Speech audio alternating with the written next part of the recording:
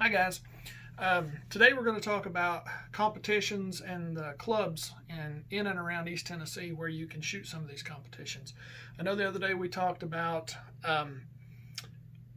training and practice and the competitions. Well, today we're going to find out what all kind of competitions that are available to us around here, and the particular places where you can go to shoot them. I will tell you this, the fees usually aren't too awful bad. As a matter of fact, a lot of these competitions, when you go shoot them, the first time you go shoot, the competition's free. And even a lot of times, if you show up another time with another new person, they let you both shoot free again that time. It's kind of encouraging you to get other people to come to the thing. But after that, typically the competitions run somewhere in the neighborhood of $20, unless you're a member of the club that you're shooting the competition at, and then sometimes you get a break on the fee. Most clubs don't require you to be a member of their particular club to shoot most competitions. Some of them they will. So any of these things I tell you in here today, you're going to want to contact the club beforehand to be sure, one, when the competition is, and if there's any particular changes to the rules for them, and if there's any, fees. All right.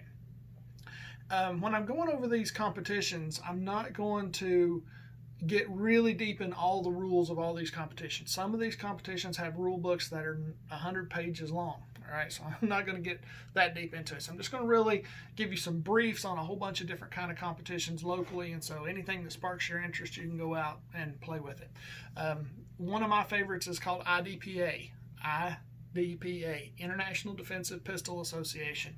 Okay, IDPA is kind of geared toward you as a concealed carry holder going out in the world, carrying a gun like you would plan on carrying on the street, in a holster that you would actually carry on the street in, and carrying it covered up with some kind of a garment of some sort, a light jacket, a sweater, or a t-shirt, something like that, and a magazine pouch with extra magazines. And then you go into scenarios where you would have to be in like a shooting situation. It could be something simple where they have just a one target. You have to draw out of the holster and put 6 shots into a target as quick as possible.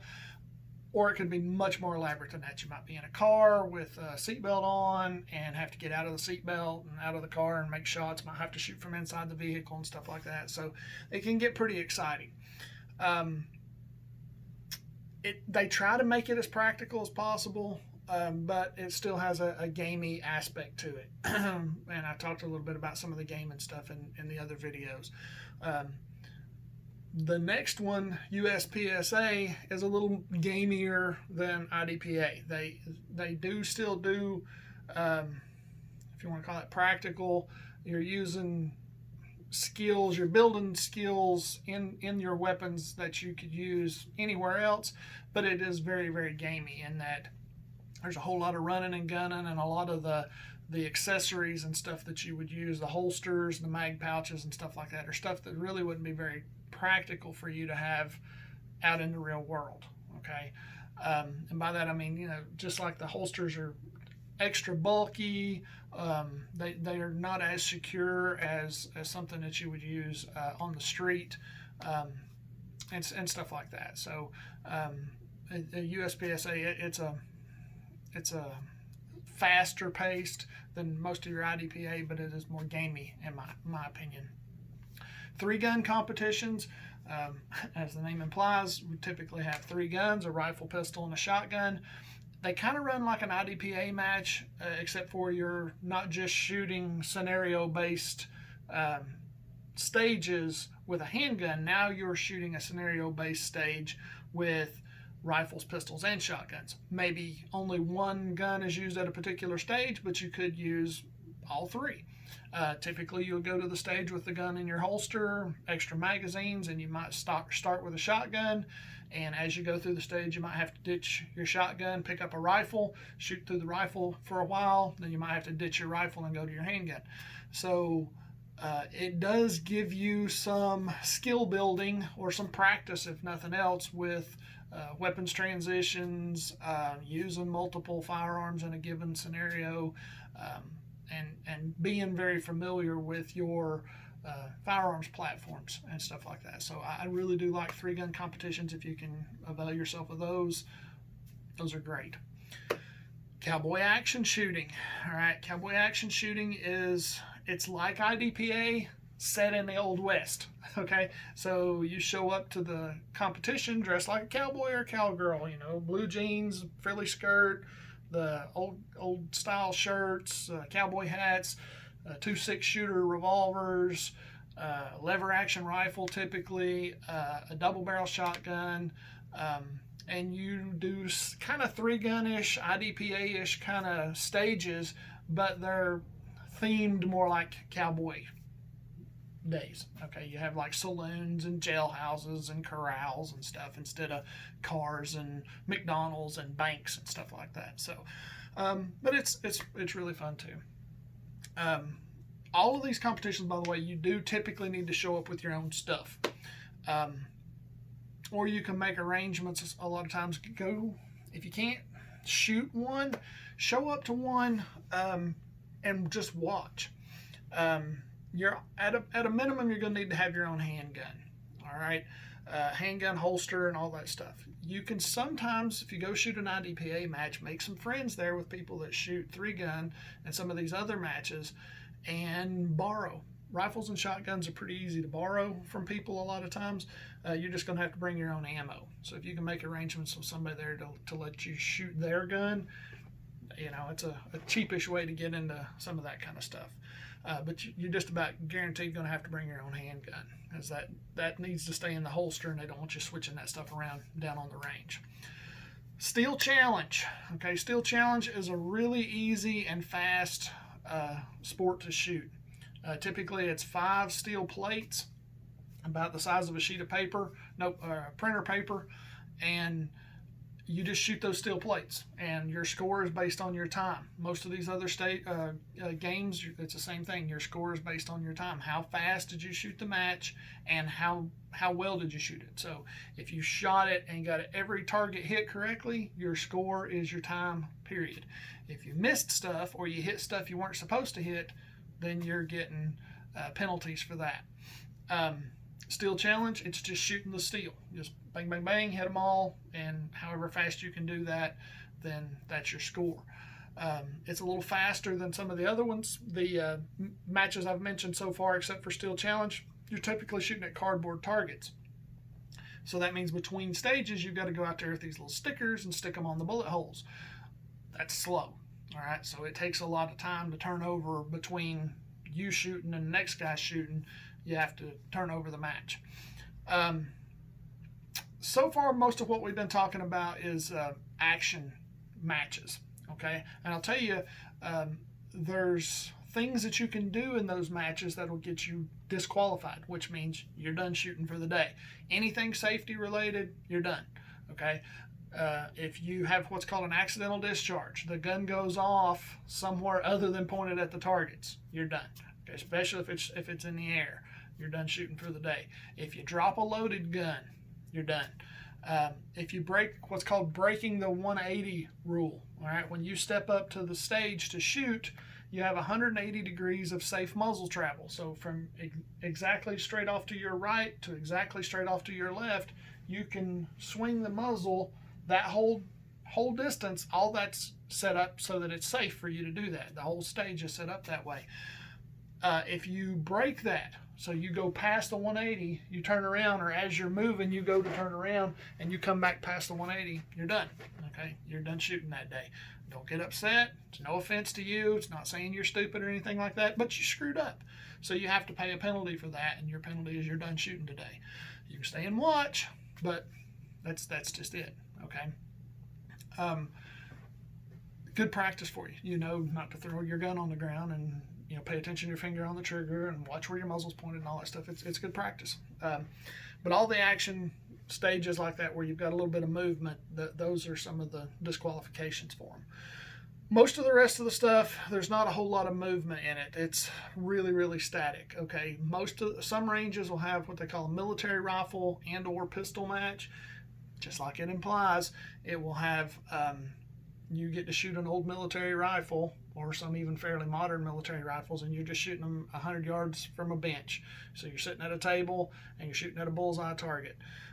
Handguns will be something similar, probably out to anywhere between 10 and 25 yards, and everybody sets up their own rules for those. There's not really a great standard for that. 100 yards bench rest is pretty standard with the rifle. Pistol's a little bit floaty on that. Bullseye pistol, very similar to the stuff we did in class. You just have a bullseye and you shoot it at a specific distance. Depends on what distance they have, is how big a target you're shooting, but there's standards for all of that stuff. Skeet and trap, those are shotgun competitions. Skeet, you move around a semicircle and you shoot at clay pigeons that are going in fixed trajectories.